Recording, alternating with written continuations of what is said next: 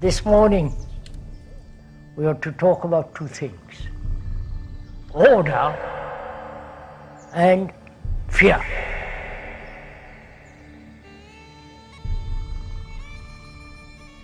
What is order? That word has a great deal of significance.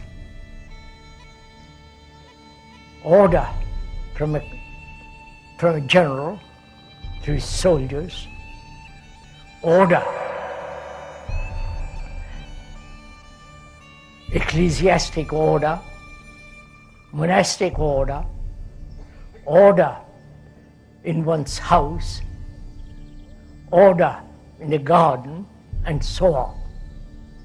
That word has extraordinary meaning. We have tried to establish order in society by laws, by authority, by policemen, and so on. Society, the thing in which we are caught, is created by each one of us, by our parents, past generations. And that society is in disorder, confused. That society has almost become immoral. That society is breeding wars.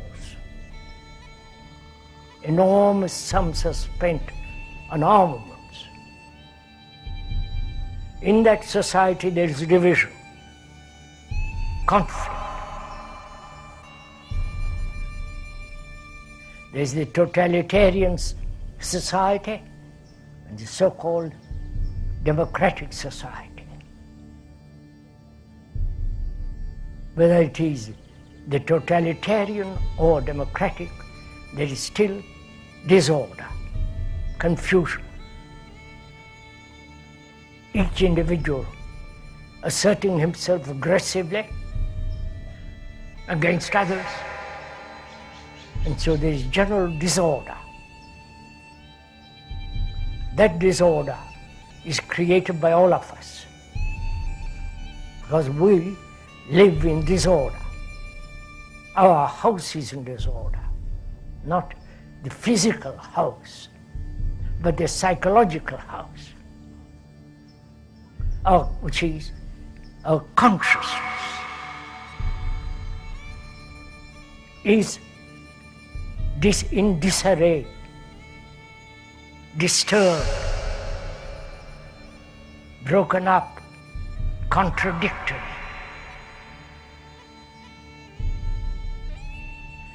If one may point out, this is not an entertainment, intellectual or otherwise. We are talking about human problems. And this, if I may again point out, this is not a lecture.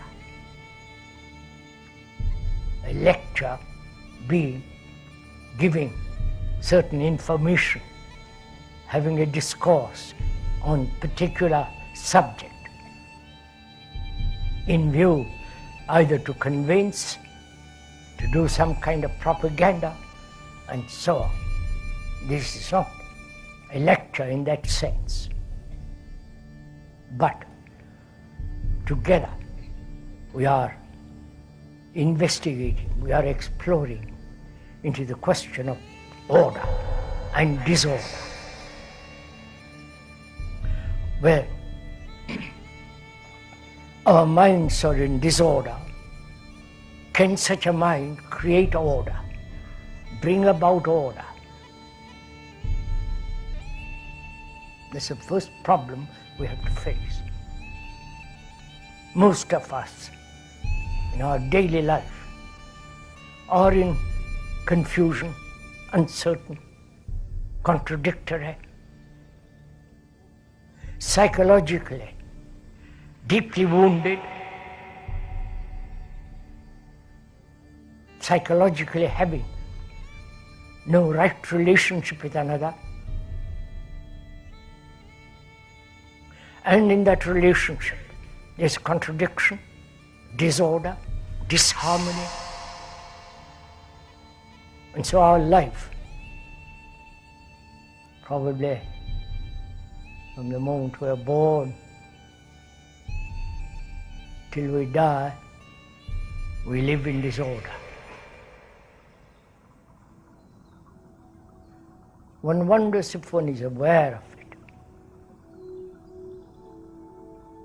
We went to the question of what is aware, to be aware, to be conscious, to recognize the fact that one is in disorder. If one is at all aware of that fact, and if one is, do we escape from it, seeking a solution, or accept a pattern of order, a design of order, and therefore conform to a particular norm? Are we aware of all these psychological movements born out of disorder?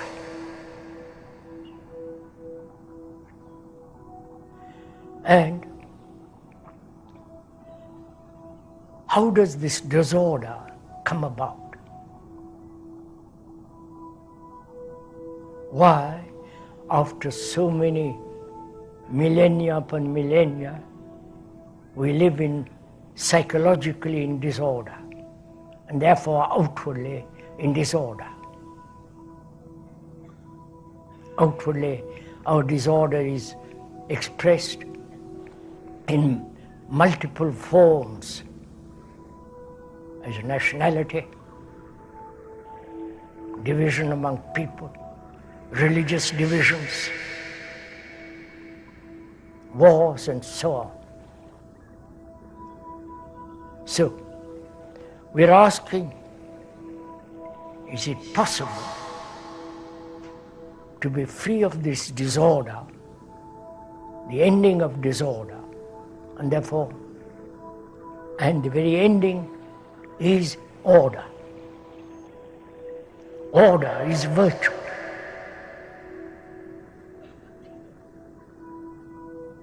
You cannot possibly discipline the mind to become orderly.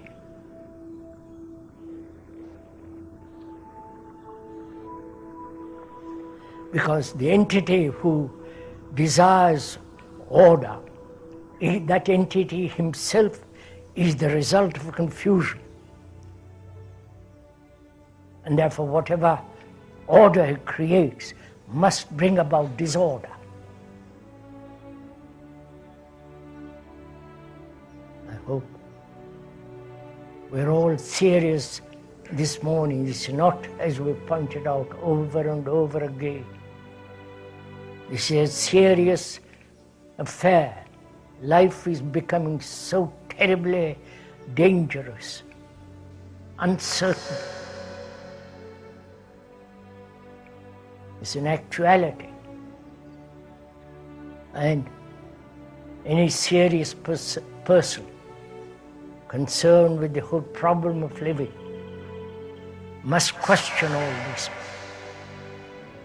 How does disorder come about? What is the root of it?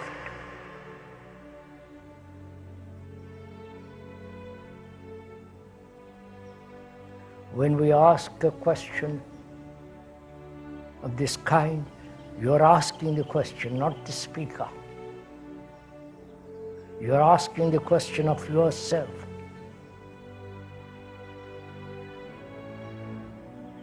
And trying to find out the root of this disorder.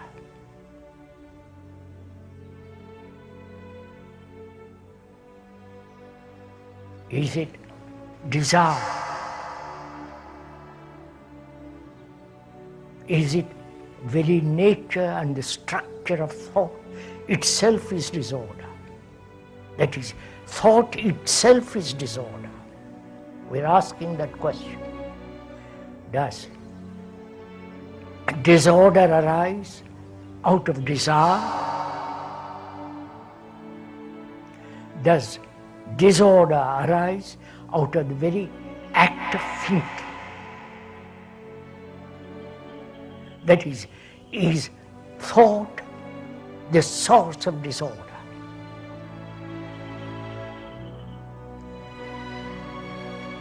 Probably most of us have not even asked such a question. We accept and live in disorder. We say that's our condition, and we must accept that condition. And so we become used to disorder, accept it, trying to modify it. But we never ask of ourselves why we live in disorder, psychologically, inwardly, within the skin, as it were. And what is the root of it? The very substance that brings about disorder.